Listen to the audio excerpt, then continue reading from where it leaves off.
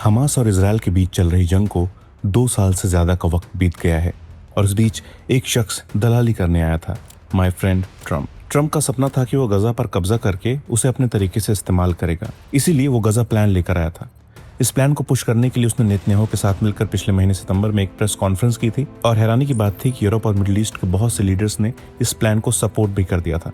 इस प्लान में था कि गजा में चल रही जंग को खत्म किया जाएगा, हमास और इसराइल के बीच सीजफायर होगा, इसराइल धीरे धीरे गजा की जमीन को खाली करेगा, दोनों तरफ के कैदी बनाए गए लोगों को छोड़ा जाएगा। इस प्लान में यह भी था कि जो लोग गायब हो गए थे उनको खोजने में दोनों एक दूसरे की मदद करेंगे और गजा में आम लोगों को राहत पहुंचाई जाएगी, क्योंकि इजरायली नाकाबंदी ने गजा में आम लोगों के खाने पीने के सामानों की सप्लाई बंद कर दी थी, जिससे वहां भूखमरी के हालात हो गए हैं।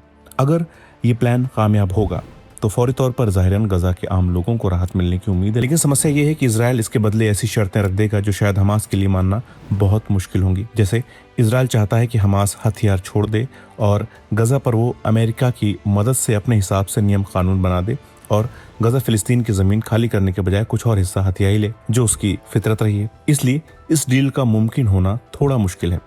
इसमें समझने वाली बात यह है कि ऐसा नहीं है कि नेतन्याहू का दिल पसीज गया है और वो गजा के आम मासूम लोगों पर बमबारी नहीं करना चाहता है। दरअसल इसराइल के अंदर ही उसके लिए हालात खराब होते जा रहे हैं। इसराइल के लेफ्टिस्ट लगातार नेतन्याहू पर दबाव बना रहे हैं कि वो हमास के साथ लड़ाई बंद करे और खासकर आम लोगों को निशाना ना बनाए। और हालात ऐसे हो गए हैं कि नेतन्याहू की सरकार कभी भी गिर सकती है, इसलिए वो अपनी सरकार बचाने के लिए गजा प्लान का ढोंग कर रहा है ताकि गजा में लड़ाई भी कम हो जाए और उसके पास दिखाने के लिए भी कुछ हो कि उसने हमास को अपने सामने झुकने पर मजबूर कर दिया है। और मज़ेदार बात यह है कि उसने अपने आप को बचाने के लिए ट्रंप को भी साथ मिला लिया है, जबकि दुनिया में अब शायद सभी को पता चल चुका होगा कि इस डील से हो सकता है जंग कुछ दिनों के लिए ठहर जाए, रुक जाए, लेकिन पूरी तरह से शांति आ जाएगी ये पॉसिबल नहीं है, क्योंकि हमास जब 2 साल की भयानक जंग में नहीं झुका है तो लगता नहीं है कि वो आसानी से बात मान लेगा। ना ही इतना खर्चा करने के बाद, इतना क्रिटिसिज्म झेलने के बाद इसराइल पीछे हट जाएगा। इसलिए ये प्लान कितने दिन टिकेगा कहना मुश्किल है, क्योंकि इस प्रपोजल के बाद भी इजरायली सोल्जर्स ने गजा में 3 लोगों पर गोली दाग दी। इसके अलावा जैसे जैसे इसराइल पीछे हटेगा, गजा फिर से बल्कि बहुत मजबूती के साथ हमास के साथ खड़ा होगा। बाकी कुछ और भी गुट हैं जो इस ताक में लगे हैं कि इजराइल के जाते ही वो हमास की जगह ले लें गजा में। तो कहने का मतलब है कि गजा की सिचुएशन को समझना उतना आसान है नहीं जितना दिख रहा है। जैसे बहुत से कम लोगों को मालूम होगा कि गजा के रफा और आसपास के इलाकों में यासिर अबू शबाब की मिलिशिया हमास से ही लड़ रही है। इसी तरह खान यूनिस में हुसाम अल अस्ताल का ग्रुप है, ये भी लगातार हमास से लड़ रहा है और आरोप लगाता रहा है कि हमास आम लोगों को निशाना बनाता है। इसी तरह सेंट्रल और नदर्न गजा में भी अलग अलग कबीले और छोटे मिलिशिया एक्टिव हैं, जैसे अल मजादा कबीला और डोगमोश कबीला। इसराइल से इन्हें हथियार और फंडिंग मिलती है ताकि ये लोग हमास पर प्रेशर बना सकें। सोचिए कि गजा की इतनी भयंकर और अफसोसनाक जंग के बाद भी इसराइल का मन नहीं भरा है। 50,000 से ज्यादा फिलिस्तीनियों की जान जा चुकी है, जिनमें से ज्यादातर आम लोग थे। इसके बरक्स इसराइल की ओर से भी करीब 1600 मौतें हुई हैं, जिनमें लगभग 1200 आम लोग हैं।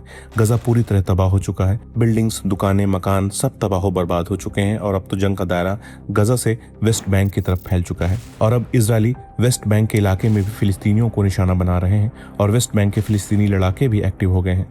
दरअसल वेस्ट बैंक में हमास जैसा तो नहीं, लेकिन कई छोटे लोकल मिलिशिया एक्टिव हैं जो इसराइल से भिड़े रहते हैं। इनमें कई नाम हैं जैसे लायंस डेन और जेनिन ब्रिगेड्स।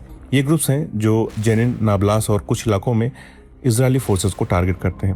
दोस्तों, फिलिस्तीनियों ने ऐसा लगता है कि जिसे ठान लिया है कि कयामत तक लड़ना है, इसलिए इजराइल तो परेशान है ही, अमेरिका भी उसके साथ पिस रहा है। इसलिए ट्रंप चाहता है कि एक डील करके इसको किसी तरह से रोका जाए।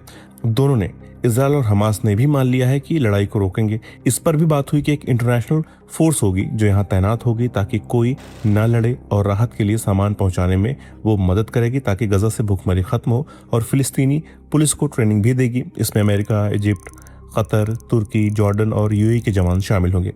हालांकि ऐसा हो पाया तो इससे दोनों को फायदा हो सकता है। जैसे हमास को यह मौका मिलेगा कि वो लोगों तक राहत पहुंचाए और अपने बचे लड़ाकों को फिर से इकट्ठा करे, और दूसरी तरफ इसराइल पर भी प्रेशर है कि वो कैप्चर किए लोगों को लौटाए और इंटरनेशनली क्रिटिसिज्म से बचे। मगर ये डील होगी कैसे, इसके लिए बहुत साफ प्लानिंग दिखती नहीं है। जैसे डील में है कि एक कमेटी बनेगी जिसका चीफ ट्रंप होगा और ये कमेटी ही देखरेख करेगी फिलिस्तीनियों की, खाने पानी से लेकर वहाँ तबाह हुई बिल्डिंग्स को दोबारा बनवाएगा और फिलिस्तीनी अथॉरिटी को दोबारा से खड़ा करने की कोशिश की जाएगी, उसमें सुधार लाया जाएगा। लेकिन जैसे हमने पहले बात की कि इसमें जो हमास के हथियार छोड़ने की बात है वो मानना हमास के लिए मुश्किल है और इजराइल के लिए कब्जाई फिलिस्तीनी जमीन को वापस करना भी मुश्किल है। ऊपर से ट्रंप इजराइल को तो कुछ नहीं कहता है लेकिन हमास को जबरन हथियार छुड़वाने की बात करता रहता है। इससे सवाल उठता है कि जब चौधरी ही बायस्ड है तो न्याय कैसे होगा। हमास ने भी कहा है कि उसके कब्जे में रहे जिन लोगों की मौत हो गई है उनकी बॉडीज को वो लौटा देगा, लेकिन अभी तक उसने लौटाया नहीं है।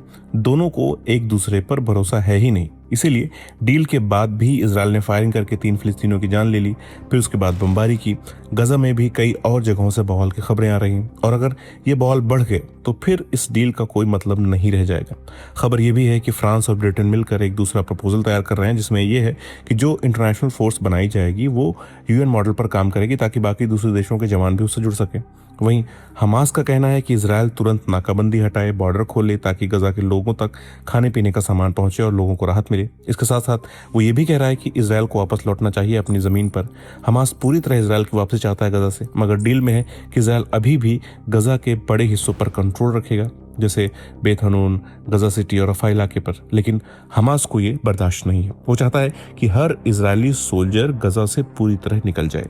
हमास ये भी कह रहा है कि ये ट्रंप को चौधरी बनने की जरूरत नहीं है, वो अपना ख्याल रख सकते हैं, बस इजराइल अपने काम से काम रखे और फिलिस्तीन को अलग मुल्क बनाया जाए।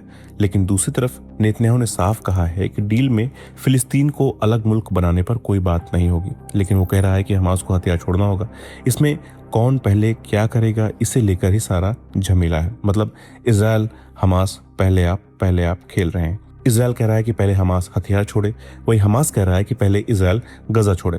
और इतनी भयंकर जंग के बाद भी अभी तक हमास के पास 15,000 से ज्यादा लड़ाके हैं जो इतनी आसानी से तो गायब नहीं हो जाएंगे। इसी वजह से गजा के फ्यूचर पर कोई ठोस बातचीत नहीं हो पा रही है। इस दौरान हमास ने बार बार दोहराया है कि वो हथियार नहीं छोड़ेगा और उसकी इच्छा है कि इजराइल के जाने के बाद वो गजा को फिर से अपने कंट्रोल में ले लेगा। लेकिन ना तो नेतन्याहू चाहता है कि ऐसा हो, ना ही ट्रंप। इसलिए नेतन्याहू तो थक चुका है, लेकिन ट्रंप ने अब धमकी देना चालू किया है कि अगर हमास ने हथियार नहीं डाले तो उसे जंग में कूदना पड़ेगा। एक्सपर्ट्स का मानना है कि अगर डील टूटी तो ट्रंप और खुली छूट दे सकता है इजराइल को गजा पर बमबारी करने का। 19 अक्टूबर को गजा पर इजराइल ने बमबारी करके इसका आगाज भी कर दिया है। मतलब साफ है कि सीज फायर किसी भी वक्त तोड़ा जा सकता है। ट्रंप चाहता है कि फिलिस्तीन अथॉरिटी गजा में दोबारा फंक्शनल हो और जो नई सरकार बने उसमें हमास का कोई रोल ही ना हो। उधर नेतन्याहू की पार्टी भी मिलीजुली सरकार चला रही है, इसलिए उसकी सरकार कभी भी गिर सकती है, क्योंकि इजराइल के कुछ लोग चाहते हैं कि गजा में बम गिरते रहने चाहिए, वहीं कुछ कहते हैं कि शांति होनी चाहिए। इसलिए कई लोगों ने इस डील का विरोध किया और कह रहे हैं कि वो नेतन्याहू को अपना सपोर्ट देना बंद कर देंगे, उसकी सरकार गिरा देंगे। और नेतन्याहू किसी भी कीमत पर ऐसा नहीं चाहेगा।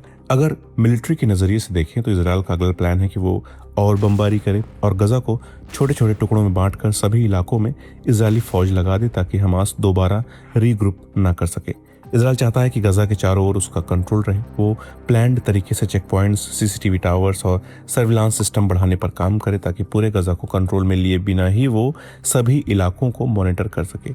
जो भी हमास का फाइटर सुरंग से हमला करने के इरादे से बाहर निकले उसको नेतन्याहू की फौज न्यूट्रलाइज कर सके। इन इरादों से हमास वाकिफ है, इसलिए वो इस डील को बिना सोचे समझे नहीं मानेगा, क्योंकि इजरायलियों ने ऐसा ही वादा पिछले साल लेबनान के साथ भी किया था, जब नवंबर 2024 में हिजबुल्लाह के साथ जंग बंद करने की डील की थी और कहा था कि इजरायली सेना लेबनान से 60 दिनों में हट जाएगी और हिजबुल्लाह नदन पार्ट की तरफ शिफ्ट होगा और लेबनान की सेना उन इलाकों में तैनात होगी। लेकिन इजरायल ने बात नहीं मानी और उनके इलाकों से पूरी तरह नहीं हटा। ऊपर से हिजबुल्लाह पर आरोप लगाकर उसके ठिकानों पर बमबारी भी करता रहा। इसलिए इजरायल पर हमास भरोसा करे भी तो कैसे।